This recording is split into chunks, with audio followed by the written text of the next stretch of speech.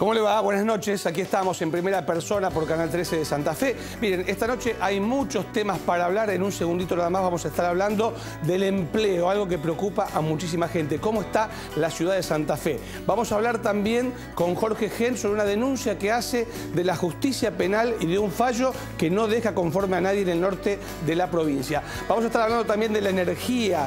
Justamente va a venir el defensor del pueblo a hablar con nosotros. Y vamos a estar hablando también del tema de drogas, algo que también preocupa y mucho a las familias. Y además, un empresario que va a estar con nosotros, una cuestión bastante novedosa, ¿qué tiene que hacer para seguir subsistiendo? Presentación y empezamos.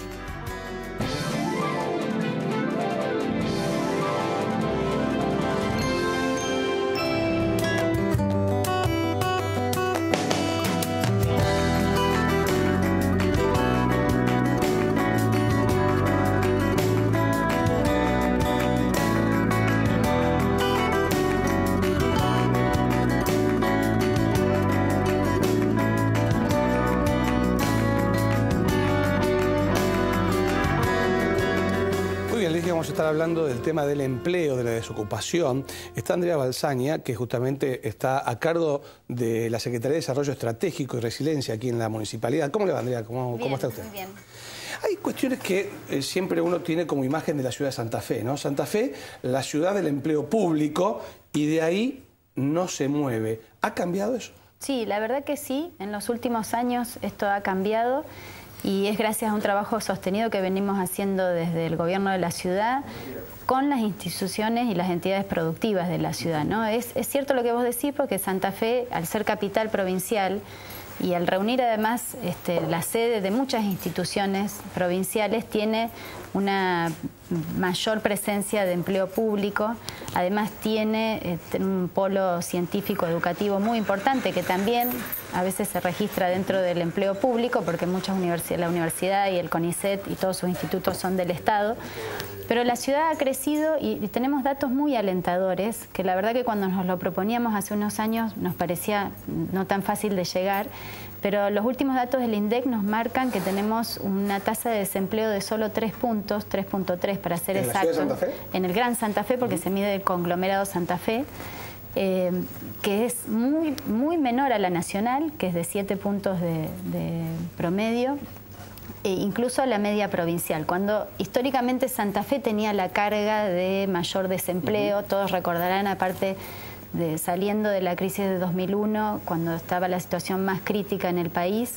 Además, nosotros nos pegó la inundación de 2003, claro. O sea, cuando el país empezaba a salir adelante, nosotros tuvimos un golpe, no solo fue traumático para las familias, las víctimas que tuvimos, sino que fue un impacto enorme desde el punto de vista económico. ¿Qué también, mueve la ¿no? economía? ¿Qué mueve el empleo en la ciudad de Santa Fe? Porque uno puede pensar a ver dónde va, ¿qué? En las industrias. Nosotros primero somos un polo comercial muy importante. El comercio en realidad es el primer empleador de la ciudad. Santa Fe tiene, además de sus tradicionales centros comerciales y las avenidas, es un polo de distribución comercial para toda la región del litoral, y eso es algo que además venimos trabajando para potenciarlo.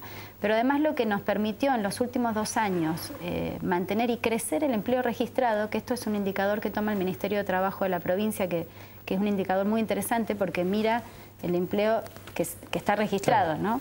Después, por supuesto, tenemos también actividad en negro.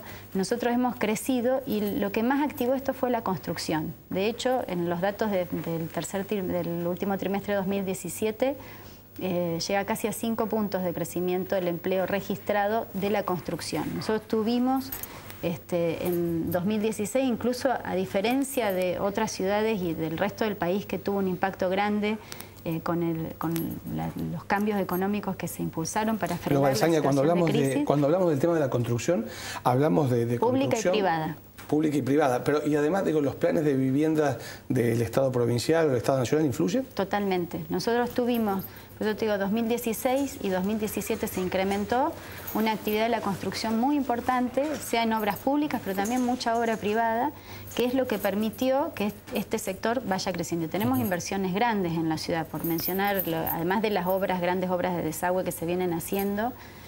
También están las obras vinculadas a viviendas, como los edificios de Procrear que están frente al Parque Federal, y hay muchos proyectos también de construcción de edificios en la ciudad.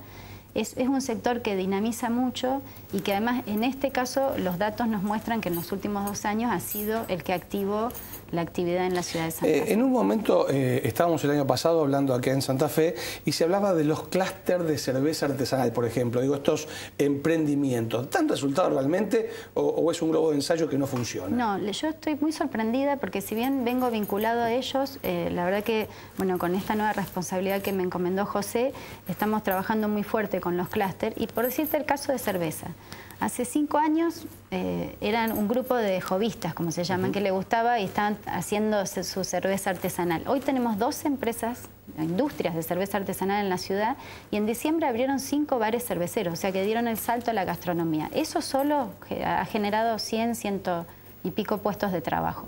Es una actividad que además se le puede sumar el plus del turismo, que también el turismo es un gran generador de empleo. Eso es algo que a veces no lo miramos cuando miramos la grilla de actividades. De hecho, en estos días el propio presidente subrayó, genera el 10% del empleo mundial y es una actividad que aparte va a crecer, porque está creciendo mucho las posibilidades de los viajes y el turismo, y en eso Santa Fe también ha dado un salto y todavía tiene mucho potencial. Por las panzas que veo acá atrás, acá hay bastante trabajo que le dan a la gente de cerveza, ¿sí? No me equivoco en eso.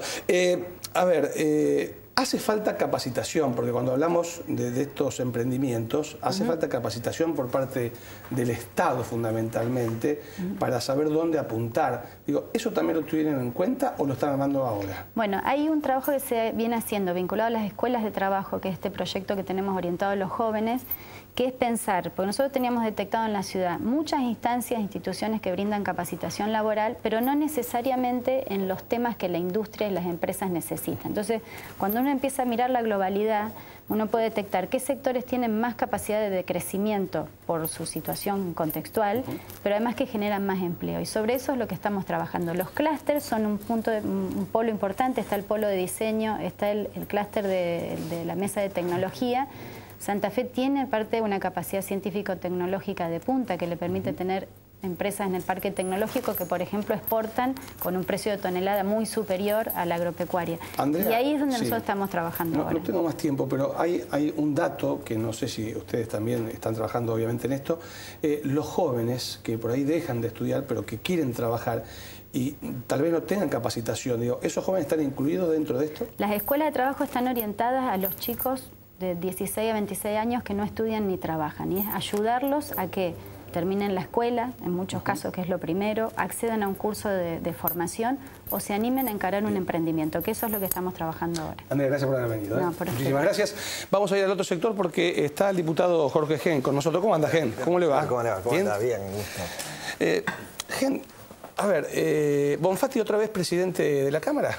Sí, bueno, de hecho no es nada más ni nada menos que el reconocimiento, primero de una decisión de la gente cuando él decidió encabezar una lista junto conmigo de diputados que sacó 700.000 votos. Bueno, creo que la gente reconoció en Bonfatti una persona capaz de generar los mecanismos de consenso, de escuchar, de entender de que nadie es dueño de la verdad. Bueno, ese dato que antes lo teníamos a nivel de la ciudadanía, hoy podemos decir que nuevamente fue reconocido por la totalidad de los diputados de la provincia de Santa Fe. Mucho elogio para Bonfatti, ¿no desconfían? Digo, mucho elogio porque digo, Héctor Caballero Rosario, que yo digo, no se deben ni hablar, salió a elogiar. No. Algunos del PRO también elogiando. Sí, digo. A ver, a veces está ese prejuicio de que en realidad, porque hay diferencias políticas, no se hablan. Y yo puedo decir, Marcelo, que la provincia de Santa Fe no deja de ser un ejemplo en términos de la calidad institucional. Cada uno tiene su opinión, su mirada, en algunos casos muy contrapuestas, como la que tenemos nosotros con el gobierno nacional. Digamos, tenemos una agenda distinta. Y tenemos que trabajar siempre, y desde la provincia también, para seguir marcando esas diferencias en cuanto a modelo. Pero terminado esa discusión, no hay problemas personales, digamos. Gen, antes de entrar en el otro tema que es por el cual lo convocamos, hay un proyecto que se convirtió en ley, no quiero equivocarme, el tema de cajas de jubilaciones de la provincia, y digo, justo estamos en Santa Fe, eso me parece que interesa y mucho, digamos, para que no se pueda pasar al Estado Nacional. Eso es algo que salió diputado, ahora del Senado, y ya se va a convertir en ley. Sí, en realidad para nosotros es importante que el ciudadano, la ciudadana, sobre todo el jubilado, el pensionado, que ya está en una situación donde ya no está más en condiciones de dar una prestación laboral, tener garantizado una situación que para nosotros es toda una definición política, ¿no? Digo, nuestro sistema jubilatorio es un sistema jubilatorio solidario, de reparto, no digo porque a veces aparecen, y ahora en esta situación política, en este gobierno, donde a veces daría esa sensación de déjà vu, de esta idea ya la escuché, de que puede haber un sistema de capitalización, nuevamente el mercado de capitales ordenando la vida de nuestros jubilados. Fue perverso, fue una de las cosas más tristes que ha pasado en la Argentina. No se puede andar pendulando permanentemente, y una ley, creo que en un marco de una reforma constitucional, que es mucho más que reconocer el derecho al agua, el derecho al medio ambiente, el derecho a los pueblos originarios, el derecho a la diversidad sexual, el derecho a los niños y adolescentes, sino un marco institucional, un andamiaje institucional que permita que estos derechos sean efectivamente no solamente consagrados, sino defendidos de la práctica de la gestión, y grandes definiciones políticas. La provincia tiene que ver con los servicios públicos, con la EPE, tiene que ver con aguas, digamos, la centralidad del Estado, más allá de todo lo que hay para hacer, y también tiene que ver con nuestra caja de jubilación. A ver, el Chacal de Vera, un tipo que violaba a sus propios hijos. Hay una sentencia judicial que ha dejado disconforme a mucha gente. Sí, digo, yo primero quiero leer los fundamentos, pero me parece que deja un precedente realmente muy fácil de leer, ¿no? Sobre todo para una localidad como Vera, donde hay mucho para trabajar en términos de mirada de género, en temas de protección a los niños, niñas y adolescentes. Nunca el mensaje puede ser, si vas, declarás, andá a decir, no pasa absolutamente nada. Porque le pedían 30 años y le dieron 15. Sí, le pidieron, bueno, yo espero, tengo expectativas que el fiscal recurra esta decisión. Estamos hablando no solamente de eso, sino que se desestima hechos ocurridos después de la primera prisión preventiva. Para que el ciudadano sepa, estamos hablando de una persona que era empleado judicial acusado de violar a su hija desde los 5 años. Después hubo una prisión preventiva, después se finaliza la situación de encierro, cuando en realidad también es cierto que hay que entender que la prisión preventiva debe estar también al servicio de la víctima. Esto significa que si te interesa tanto el proceso, y a nuestro sistema constitucional le interesa el proceso, el debido proceso, tenés que saber de que si no generás mecanismos que protejan a la víctima, también desde la peligrosidad procesal, desde la mirada zafaronista de lo judicial, en algún caso procede la prisión preventiva. No es lo que ocurrió en este caso. La persona salió, según las constancias de los expedientes, ADN, la cámara GESEL, y la concordancia de la verosimilitud que perciben la mayoría de los funcionarios judiciales que han estado en el tema, dan cuenta que volvió a violar a la chica después de que salió de la prisión, de que se terminó la situación de encierro.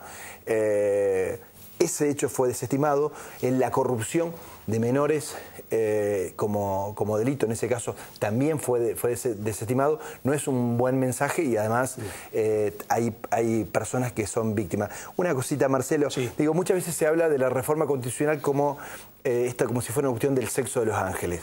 En este caso concreto, digo, la posibilidad de que discutamos cuestiones como juicio por jurados, que está incluido en nuestra Constitución, y la movilidad o no de los jueces, es un tema que está metido en el tema el Consejo de la Magistratura, todos temas que si lo aplicamos a un caso concreto como este, y bueno, nos vamos a dar cuenta que es mucho más que si un gobernador puede seguir o no la gestión. Gracias por haber venido, Jaime. Este es el tema, ¿no? Una nena, una criatura de 5 años era violada por su propio padre. Violó la prisión que tenía, esa prisión preventiva, domiciliaria, y volvió a violar. Vamos a la pausa, ya volvemos.